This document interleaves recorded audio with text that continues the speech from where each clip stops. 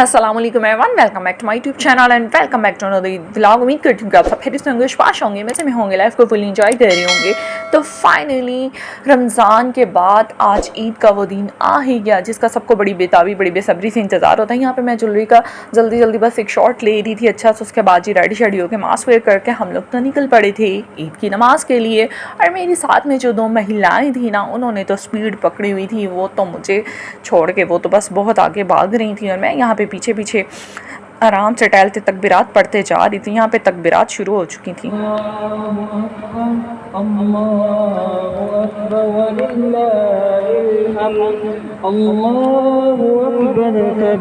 Finally जी हम ईदगाह में पहुँच गए थे, ईद की नमाज़ पढ़ ली थी, शुक्र अल्हम्दुलिल्लाह, क्योंकि हमारे गाइड साहब जो हैं वो वक्त के बहुत पाबंद हैं, वो 5 मिनट भी ऊपर नहीं होने देते। तो उसके बाद जी ईद का खुतबा सुना बहुत अच्छे तरीके से, बहुत ही खूबसूरत खुतबा था। देन उसके बाद जी सबसे ईद मिली अपने प्यारों से, रिलेटिव से, नेबर से, सबसे।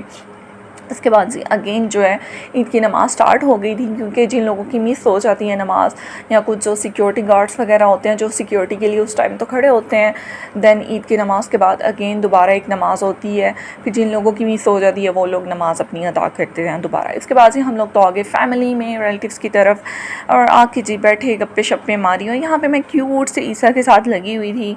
फिर यहाँ पर बैठ के कुछ खट्टा कुछ नमकीन खाया, और कुछ खट्टी कुछ मीठी कुछ नमकीन बातें की, हल्ला गुल्ला किया, सबसे ईदी ली। तो फिर यहाँ पे हम अपनी कज़न को तंग कर रहे थे। हमारी कज़न है कैट, उसको हम तंग कर रहे थे, उसका नाम है कैट निकनेम। उसको हम कह रहे थे तुम हमारे लिए बर्गर और पिज़्ज़ा रेडी करो, फिर हम आएंगे शाम को आपकी तरफ। बट हमने तो मजाक में उसको बहुत रेडी किया, लेकिन उसने हमारी बातों को मजाक ही लिया, उसने हमें सीरियस लिया ही नहीं।